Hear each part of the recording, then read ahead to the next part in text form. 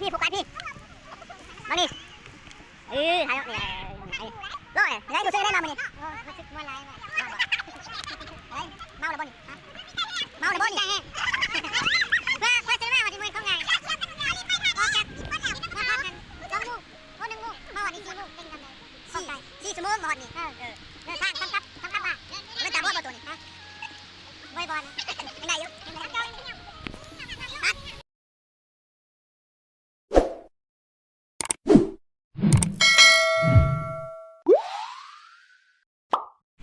สบายดีเนาะ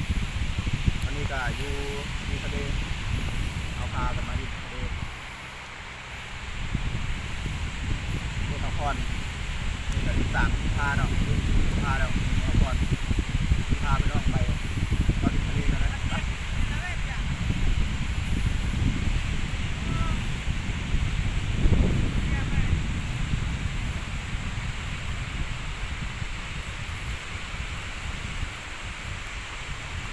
นี่อากาศดีแล้วน้ำผมเมาเลยผมม้วนกินมะเมาม้วนละ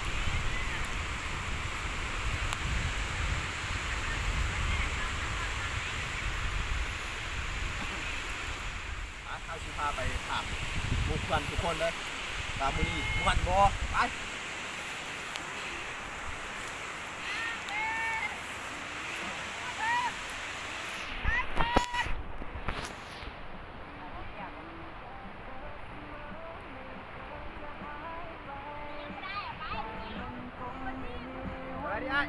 ไปนี่เนาะ ซื้อไงได้มามือนี่วันบ่ ไอซื้อปลาทิพย์เดินหนองได้สิเนี่ย ไอซื้อนาเดช นาดีโอ้นาขึ้นมาแตกซื้อนาดี มันพวกเกี่ยวกับหน้าตามันเกี่ยวกับชื่อเสียงซื้อเสียง กูซื้อไงได้มายืนมานี่ทุกผมคือส่วนตีน โอ้คอยออกอากาศโอ้เนี่ย จะผัดก้อนนี่จะได้หมอนี่หิววันนี้หิวแห้งผ่านได้นี่ บ่ตัวนั้นเป็นยังไงปานนั้นตัวนี้ซ้ำเด้อ เป็นยังนี่ บ่ตัวนี้ไอ้เกี่ยว เป็นยัง เกี่ยวเบิ่งป้าว่ามันบ่ตัวนี้บ่ไหม้นี่บ่ว่าโอ้บ่ได้กิน พอดีไหม นี่ได้111 ปูสาม เต้าหู้ปูยังไง หมดนั้นเจียวไอ้เท่จุ่มไปไม่ถูกนะเมียว มาทิพย์ ปิ่งปลายัง โฟกัสพี่บางนี่ทานนี่ไอ้นี่ล่อเนี่ยได้กูซื้อได้มามือนี่ รู้สึกมวนลายมา อะไรเมาแล้วบ่นี่ ชื่อนี่ใจแห้ง เมาแล้วบ่นี่ ใจแห้งเพื่อซื้อมาวันที่มือเขาไง เกี่ยวกันมึงเอาลิฟต์ไม่ท่าเด้ลิฟต์เปิดแล้วลิฟต์น้ำกระ มา เป๋า พักกัน2 โมงโอ้1 โมงมาวันนี้4 โมงเด้งกันเลย4 ชั่วโมงมาฮอดนี่เดินทางซ้ำกับบ้าน มันตาบอดบ่ตัวนี่ ฮะบริบอลนะ ยังได้อยู่ จองยังเที่ยว ต่อกันเนาะยังพันมันคอยบน กูมักโคตรเบาค่อยนะเบาค่อยบ่ได้เที่ยวขับปากแล้ว บ่ได้อู้บ่ได้ล้ำได้ถามเป็นยังไงมื้อนี้โอ้พักไรตัวนี้หน้ามันกระเด็ดออกมันอากาศมันเป็นใจมาลิ้นกับม่วนสมาถึงคนละดูฮัตติ้งเขานี่น่าจะมาเที่ยวนี่เป็นวิวที่งามนะเวลากลางคืนมานี่ให้ที่มีแสงตะเวนมาจับกับทะเลนี่เวลาให้พวกมันสิ่งงามจะได้เปลี่ยนเป็น ซื้อยูไปได้ถึงเราไปติดตาม มาดินนี่ยังว่านึ่งมาเป็นโควิดฮอตครับมีต้อง14 มื้อมา14 มื้อมันเสียเวลานี่เราต้อง โอ้ยนั่งสกุล เพราะ ก่อน ว่าอยู่นี่ดีที่สุดเพราะว่าปีนี้ก็ใกล้จะจบแล้วจบปีสุดท้ายแล้ว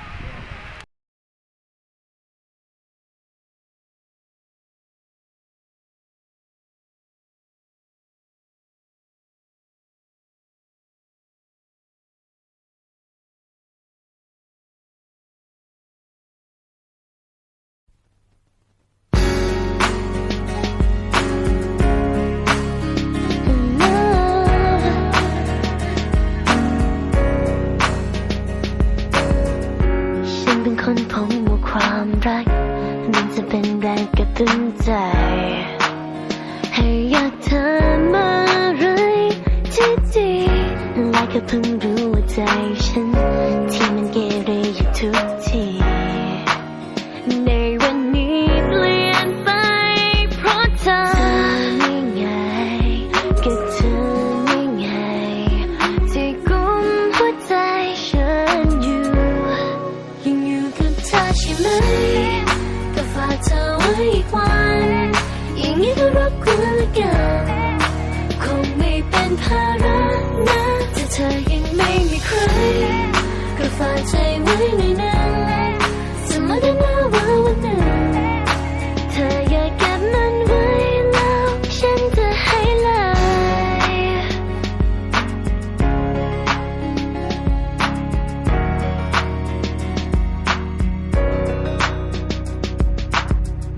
ฉันก็รู้แล้วว่าเธอรู้เธอแค่มองดูคงเข้าใจว่ามีใครคนหนึ่งคิดถึงเธอที่ไม่ค่อยรู้คงเป็นฉันทำยังไงกันจะห้ามใจที่มันคอยลอยไปใกล้เธอนี่ไงก็เธอนี่ไงที่กุมหัวใจฉันอยู่ยังอยู่กับเธอใช่ไหมจะได้จ้ะ ฝากเธอไว้อีกวันอย่างนี้ก็รบกวนกันคงไม่เป็นภาระนะถ้าเธอยังไม่มีใครก็ฝากใจไว้ในนั้น ปลาเผานะไปด้านที่ตรงแม่ป่านะใจดีที่ปลาเผา ก็เห็นว่าป่ามันก็อันนั้นแหละมันดับได้เห็น บอ ว่าป่า มันบ่ใหม่กันนั่น ดำยา ดำแต่ว่ามันบ่ใหม่ ใหม่ได้เห็นแล้วปล่อยปีคืออันนี้ได้คือแสน ถ้า ได้ จะพวกเอาพวกความไปเอาก้อนหินมายิงน่ะได้บอก คือกันได้เพชรทีนะไม่เพิ่นเดี๋ยวจับขึ้นกับรถทีนี้ช่วยกันยกขึ้นก้อนเดี๋ยวบอกขาส่วนนี้พอได้ซื้อเอาได้เลย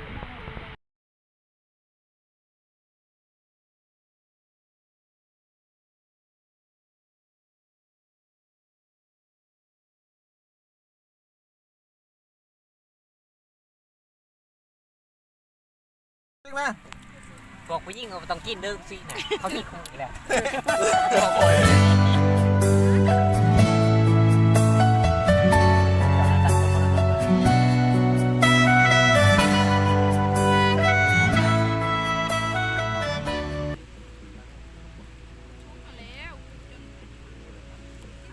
ตั้งคำคมมา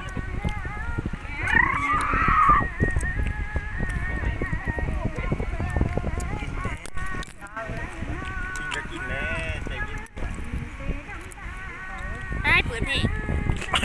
วันนี้ก็รับแล้วนี่นะขอรับเพลงนี้ไม่จะเพลงรีดมีสับเบียร์ปูนเป๊ปซี่ปูนเบียร์อันนี้เลยสิครับซีโร่ไวอันนี้ก่อนเฮ้ยเฮ้ยเฮ้ยเฮ้ยเฮ้ย เฮ้ยเฮ้ยเฮ้ยเฮ้ย น้องกับไฟเลยจังหน่อย มึงไฟไม่เข้า บอกไฟไฟลงตั้งต้องลงคอยมีพายอยู่ป่ะน่ะบีไปลบเลยเหี้ยมันกูหมดหอนว่ะให้ลงตั้งเอาต้องเขาเมื่อแบบเกี่ยวกับคนนั้นเป่านึงค่ะเบิ่งนี่เมื่อบ่อยกาย10 โมงครึ่งแล้วพอนะนี่คนมันรวยนี่แท็กซี่ขึ้นเป็นปึกเอาไหมไอ้ดำมันเอาอีกเขาอันนะพูด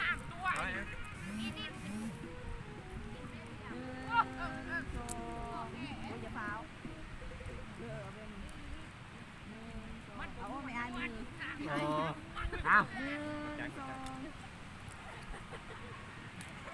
แบบไปยังยืมบาเขาผมบอกยืมบาไอ้กุ้งกันไร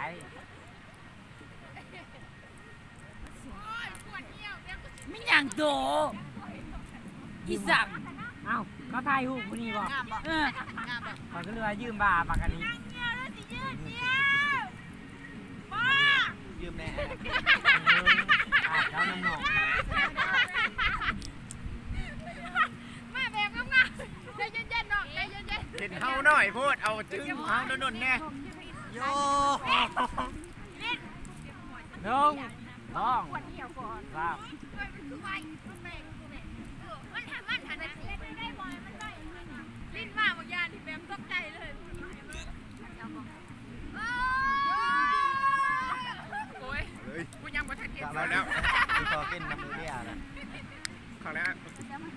ดำ เป็นมาขนม เอาที่โซโล่อิ่มหน้าควาย คำ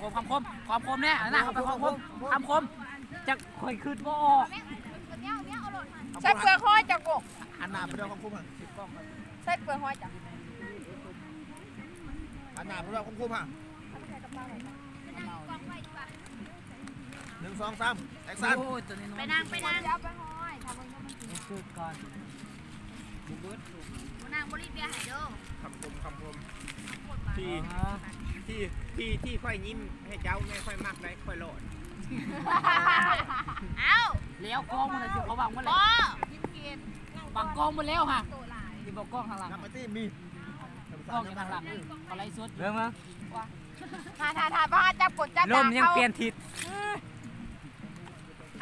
เขาเห็นกำลังออกกำพุ เอาไป1 2 3แอคชั่น ลมยังเปลี่ยนทิศพระอาทิตย์ยังอ่อนแสงไฟที่อ่อนแห้งยังเย็นลงเปรียบเสมือนกับใจคนอยู่ใกล้มันก็เปลี่ยนใจได้คือกัน โอ้เขานับถือบ กคมบดจับบ นเจ้าเลย เอาอีกอันนึงบดจับ เขานับถือเจ้าอีมี บดจับเอาหนึ่งวะ นั่งเน่ายังนี่